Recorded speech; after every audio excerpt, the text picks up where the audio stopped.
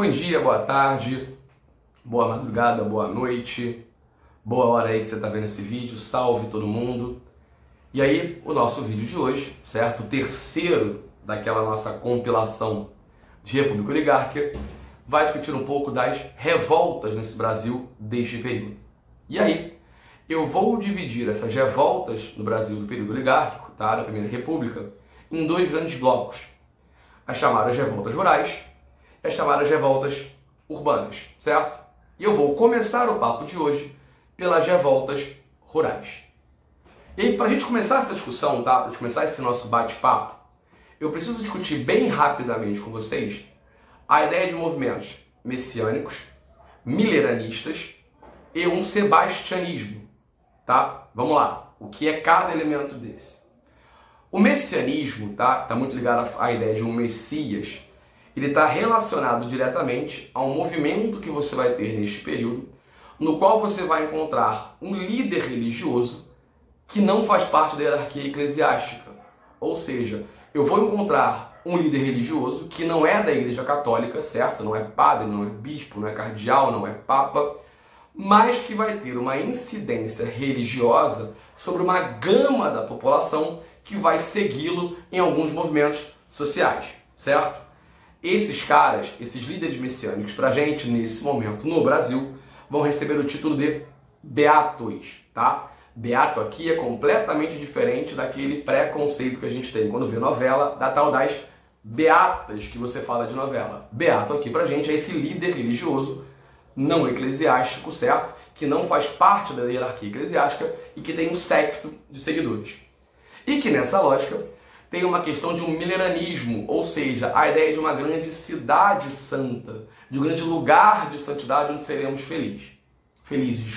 E nesse meio do caminho, um tal de um sebastianismo, sim, porque você terá algumas pessoas, como um desses líderes messiânicos da época, Antônio Conselheiro, que creem numa ideologia, numa questão de que Dom Sebastião, aquele rei português que tinha morrido, sumido em 1580 em Alcácer Quibir, retornaria. Beleza? Bem, e aí, dentro do Brasil, desse período, esta lógica messiânica, essas revoltas rurais, se identificam em duas grandes revoltas, Canudos e Contestado, que são os seus dois movimentos messiânicos do período. E aí vamos começar por Canudos, certo? Embora a Guerra de Canudos ela aconteça entre 1896 e 1897, tá? Aquilo que vai gerar a Revolta de Canudos se inicia em 1893, quando um beato, conhecido como Antônio Conselheiro, vai formar no sertão da Bahia, no Arraial de Canudos, às margens do rio Vaza Barris, uma cidade conhecida como Belo Monte, certo? E Belo Monte vai chegar ao final do processo com números surpreendentes para a época, com 5.000 casas, com 20 a 25 mil seguidores de Antônio Conselheiro. E aí, dentre essa ideia, tá? Nessa lógica, esta cidade de Belo Monte, ela vai criar um grande problema, entre aspas. Qual é? Belo Monte produz. O Arraial de Canudos, ele é capaz de produzir alimentos. O Arraial de Canudos é capaz de abastecer a população que vive em Canudos e é capaz de produzir elementos para ser vendidos para fora de Canudos. Cara, e isso é um problema grave. Óbvio que eu estou sendo irônico, certo? Por quê? Porque como é que eu posso produzir no sertão se todo mundo diz desde sempre que as secas do sertão, que a questão climática e geográfica do sertão não permite que você produza nada? Que aí é um lugar que você não tem latifúndios improdutivos, porque a improdutividade ali não é uma questão de escolha, é uma questão geográfica. Não, senhores. E aí, para isso, vamos usar um geógrafo muito famoso chamado Milton Santos, que diz pra gente o seguinte: o problema do sertão não é a seca, o problema do sertão é a cerca. E aí a gente vai começar a discutir Canudos. Por quê? Grande parte da população que vai habitar Canudos, certo? Na sua grande maioria, ela é composta por esses sertanejos, certo? Cansados da exploração a qual eles são submetidos nessa estrutura coronelista que a gente tem nesse período, certo? nessa questão de uma concentração fundiária que leva a uma miséria de uma grande gama de população local, aliada aos impostos que são pagos para a manutenção da República e que acabam migrando para Belo Monte. E aí, ao migrar para Belo Monte, certo? Isso gera um grande problema para os coronéis da região. Por quê? Os coronéis da região estão perdendo mão de obra. Porque essa população migrante para Canudos deixa de trabalhar na fazenda desses coronéis. Então, por definição, vamos combinar que os coronéis odeiam Belo Monte. Se os coronéis odeiam Belo Monte, por uma questão óbvia, os governos estadual e federal também odeiam Belo Monte. Porque lembra que a função básica dos governos federal e estadual são manter essa estrutura colonialista, porque essa é a base de apoio desses caras. Então Canudos, a princípio, tem dois inimigos muito fortes, as elites locais e o governo. Para piorar a situação, a própria Igreja Católica não vê com bons olhos Canudos, por dois motivos. Uma questão de você ter um beato com uma incidência religiosa e o que leva à seguinte questão: esses habitantes de Canudos rezam em Canudos. E aí, como rezam em Canudos, não se direcionam à igreja. Logo, eu perco o dízimo. Então, o que acontece na verdade? Canudos está surgindo com três grandes opositores. Eu preciso, como elite local, como governo, acabar com Canudos. Só que eu não posso simplesmente dizer o seguinte: olha só, galera, lá na Bahia tem uma região que está produzindo, certo? Essa região que produz vai muito bem, obrigado. E por causa disso eu vou destruir. Não dá para dizer isso, certo? E aí, como não dá para dizer isso, eu vou sacar duas coisas importantes. Primeiro, em grande parte das suas peregrinações, certo? Das suas falas, o Antônio Conselheiro, ele costumava chamar a República de anticristo. Em grande parte por quê? Porque lembra que lá em 1891, quando a gente teve a Constituição Republicana, a primeira, uma das determinações dessa Constituição tinha sido a ideia de um Estado laico, de ter criado a ideia de um registro civil, de ter criado a ideia de um casamento civil. Então, para Conselheiro, isso era bater de frente com elementos que são sagrados, que são santos, que não deveriam estar na mão do Estado, e sim da religião. Em contrapartida, além disso, eu vou começar uma grande campanha dizendo que Canudos é uma revolta composta por fanáticos religiosos. E aí vamos lá, porque esse é o nosso grande ponto. Por que chamar a revolta de monarquista e fanática religiosa? Simples. Esta é uma forma que eu, governo, encontro de desqualificar a revolta.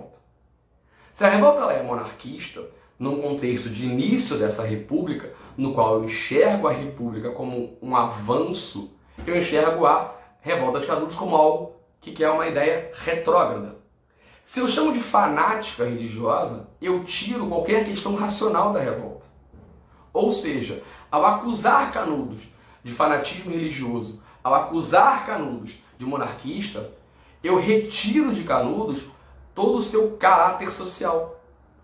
A revolta deixa de ser uma revolta, deixa de ser um movimento contrário a uma estrutura extremamente de concentração de terra, de concentração de renda, de exploração de um sertanejo numa estrutura brasileira caracterizada como tal, para virar uma revolta de loucos. E aí, sim, eu começo toda uma campanha entre 96 e 97 para destruir Canudos.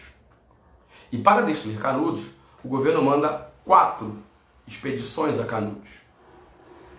Dentre elas, a terceira é fundamental porque você vai ter a morte do principal elemento do exército para acabar com as revoltas nesse período, um cara chamado Moreira César, que vai ser decapitado pelos revoltosos. E aí é um detalhe importante, tá? Eu não tenho só sertanejos, além dos sertanejos em Canudos, eu tenho cangaceiros que vão a Canudos.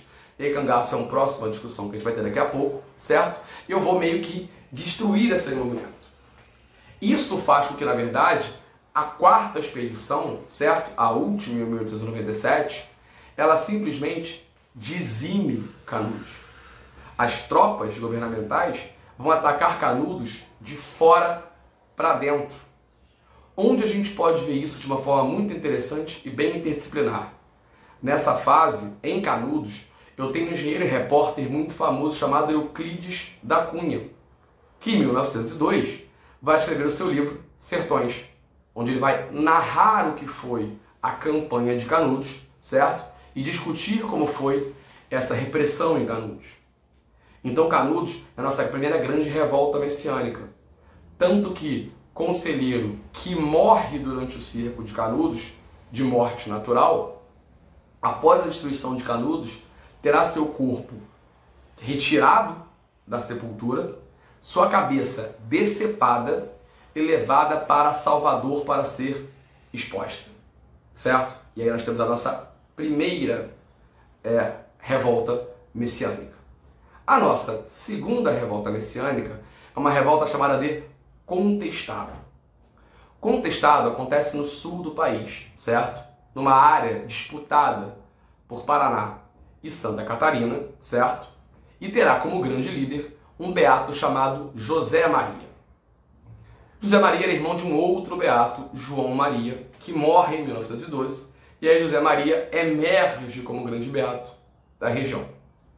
O que é interessante aqui? A origem principal, inicial, dessa revolta de Contestado é o seguinte: eu tinha nesse período, certo, um projeto de construir uma ferrovia que ligaria o Rio Grande do Sul a São Paulo, a chamada Brazilian Highway, certo? Norte-americana essa empresa, beleza? E esta empresa, ela construiria esta estrada de ferro, esta ferrovia, e tinha comprado áreas madeireiras. Isso leva automaticamente à ideia de que simplesmente eu vou desalojar toda uma população que mora nessa região, certo? Essa região na qual você tem essa estrada de ferro, certo? Sendo construída, essa produção madeireira que, obviamente, vai se revoltar. E aí, isso é revolta de Contestado. É uma revolta de uma população que está sendo desalojada para a construção de interesses norte-americanos e das suas elites locais. Porque, óbvio, eu vou fazer a ferrovia dar a volta? Claro que não. Eu derrubo quem está ali e mando a pessoa embora. Obviamente que essa galera se revolta, beleza? Essa revolta, ela vai ganhar tons dramáticos quando em 1912, no iniciozinho dela, José Maria é assassinado, é morto por forças governamentais. Isso faz com que a revolta adquira um caráter extremamente violento, o que vai permanecer até 1916. Há uma diferença. Diferente de Canudos, Contestado não vai ser acusado de monarquista. Lógico que não, eu já estou em 1912, a República já se consolidou. Porém, ela vai ser acusada, como todo movimento messiânico, de fanatismo. E aí, da mesma forma, eu chamo ela de fanática, porque é uma forma que eu encontro de desqualificar qualquer caráter social pertencente a Contestado. Beleza? Em 1916, o governo federal vai usar de armas extremamente violentas, certo? Metralhadoras, e eu vou dizimar Contestado. Em 1916, então, Contestado tem o seu fim, quando um dos seus líderes, Adeodato, é preso e condenado a 30 anos de cadeia.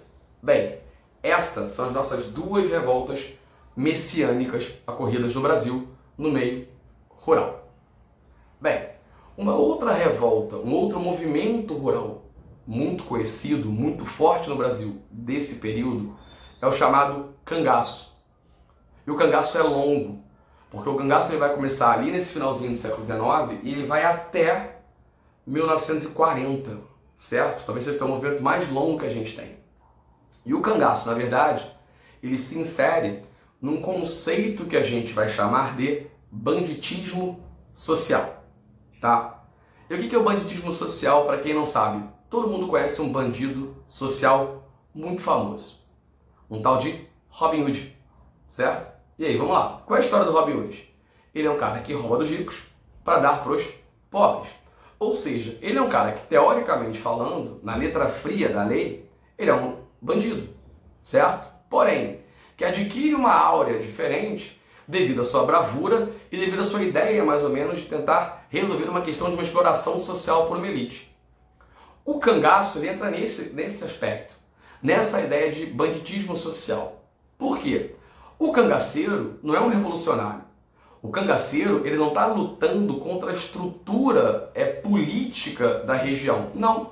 O cangaceiro é um sertanejo que ele vai encontrar na sua força militar, na sua força bélica, certo? No uso de violência, uma tentativa de superar a sua situação de miséria.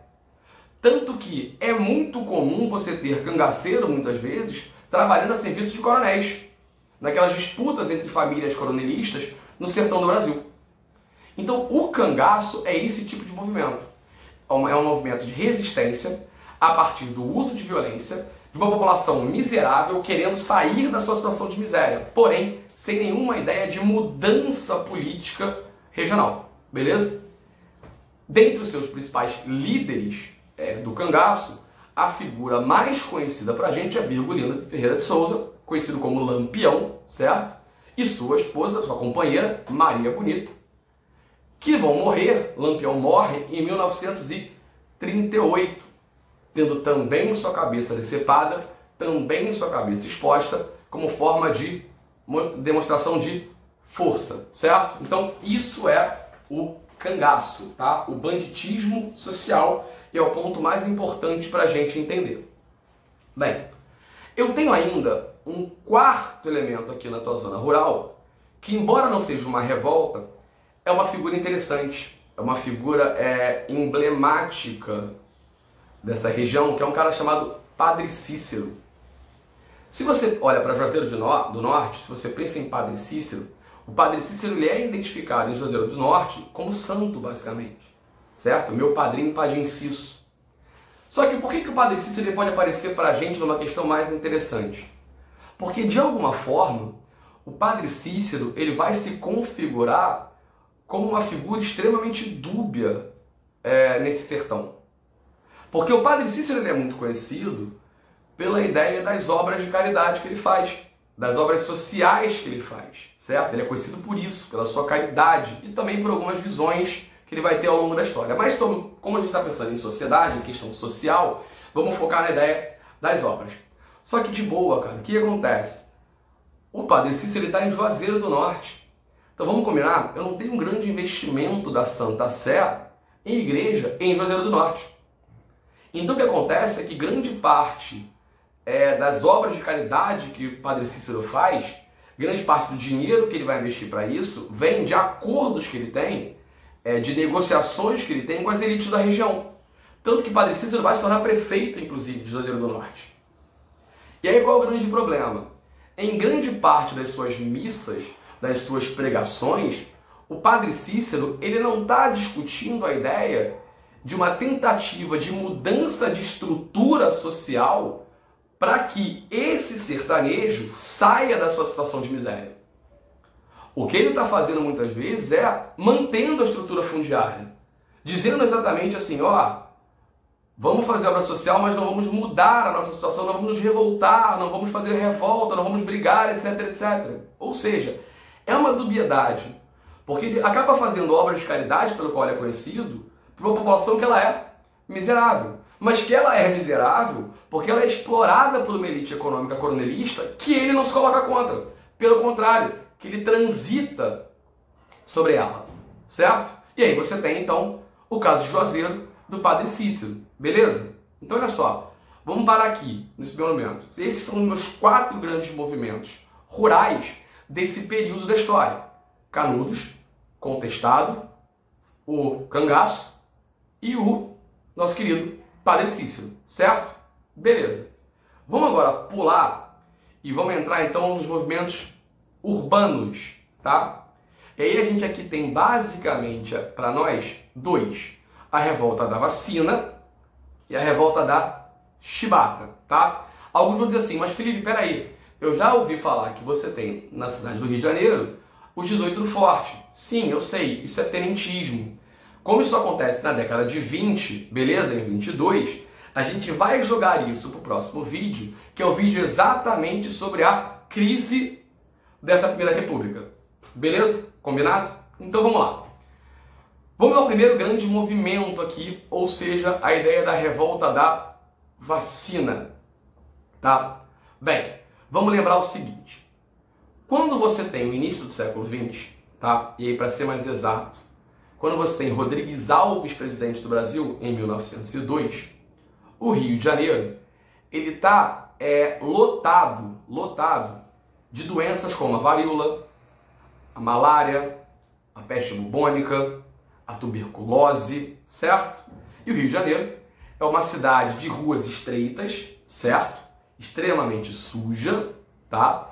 Que tem ao redor dela, desse centro urbano, uma série de cortiços, certo? Ou cabeças de porco. E aí na literatura, quando você lê o cortiço, ele te localiza muito bem do que é esse Rio de Janeiro desse início do século. E aí, o nosso querido Rodrigues Alves nomeia para prefeito do Rio de Janeiro um cara chamado Pereira Passos, certo?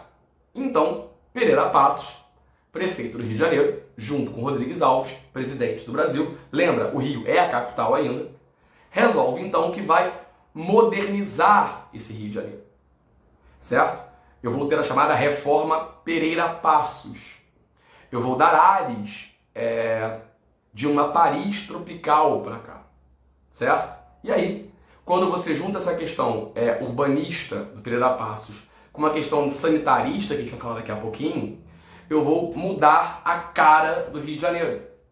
Eu vou, por exemplo, alargar avenidas, porque eu enxergava que essas ruas estreitas do Rio de Janeiro desfavoreciam a circulação, por exemplo, do sol e do ar. Tanto que as pessoas consideravam que malária significava um mau ar. Então eu vou ampliar, abrir, alargar, certo? Por exemplo, eu vou criar uma avenida que vai unir a Praça Mauá ali a Botafogo, Flamengo. A ideia de uma avenida chamada de Avenida Central, que a gente hoje conhece pelo nome de Avenida Rio Branco.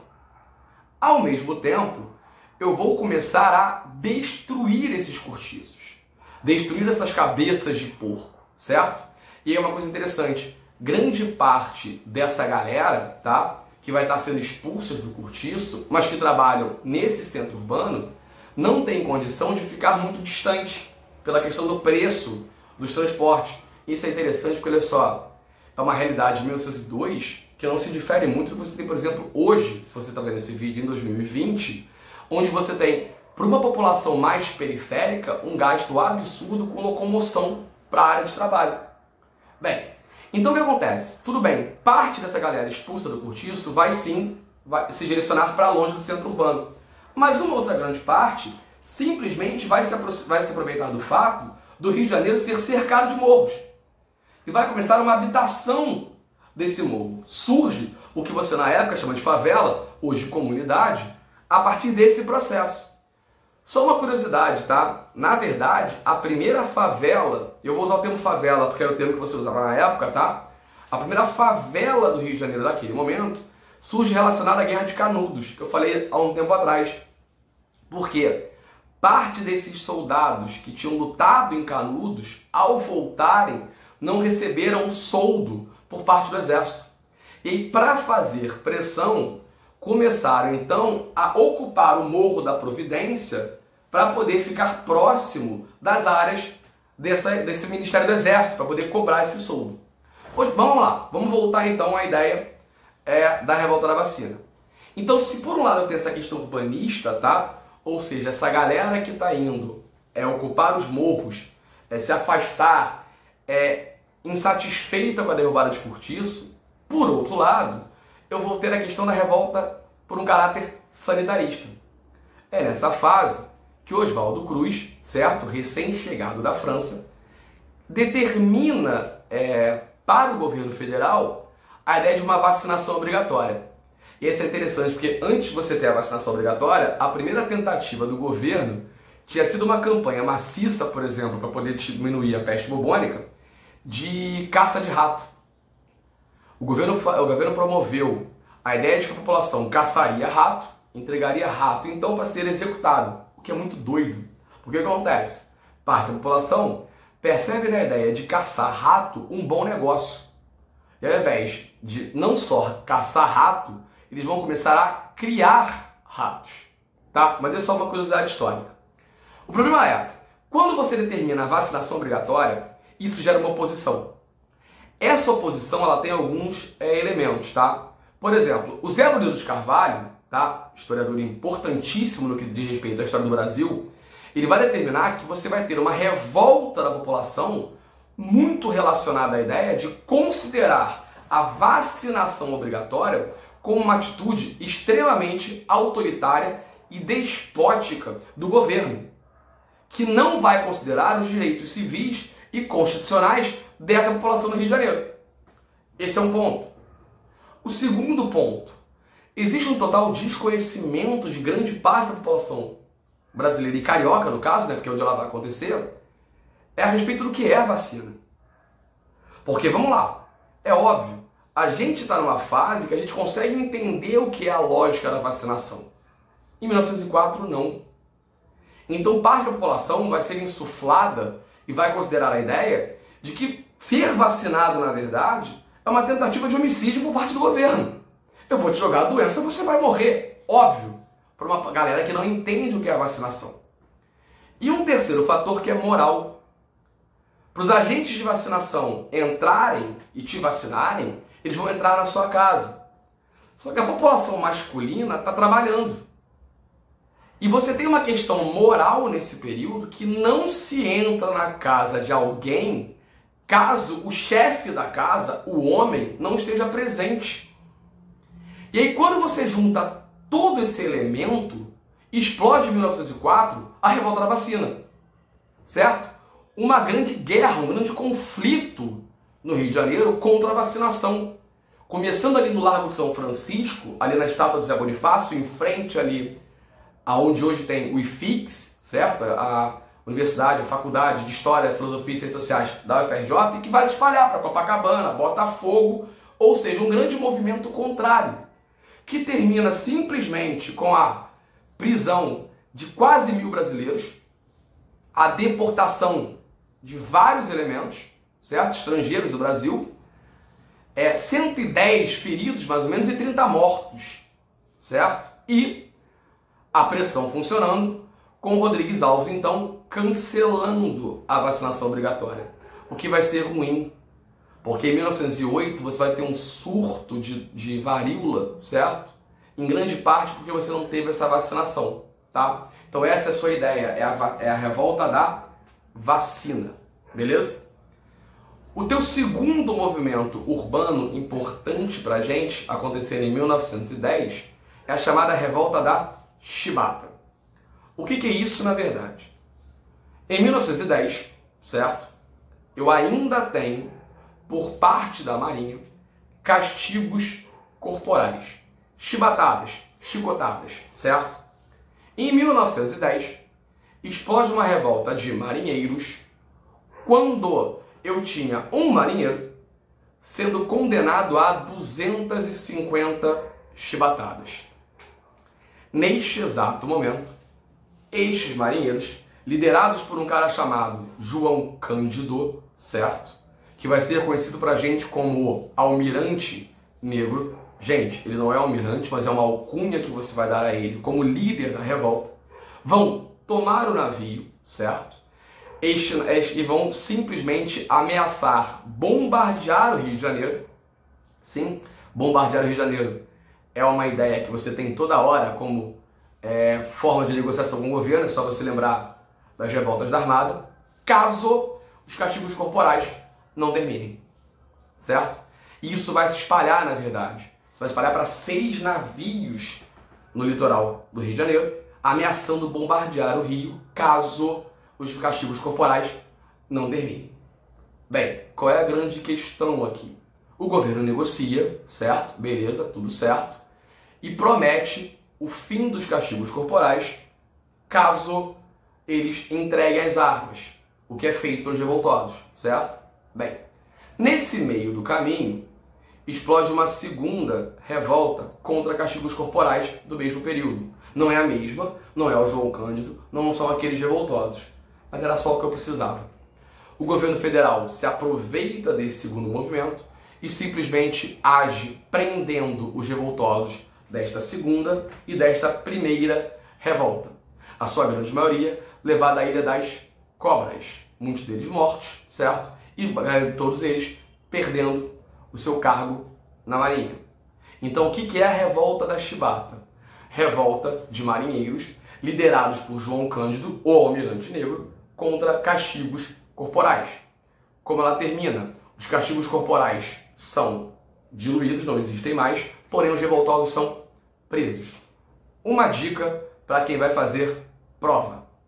Se vocês pegarem uma questão de prova, pegando uma letra do João Bosco e Aldir Blanc, chamado Mestre Sala dos Mares, provavelmente a questão diz respeito à revolta da Chibata, porque a música Mestre Sala dos Mares foi feita em homenagem a João Cândido, certo?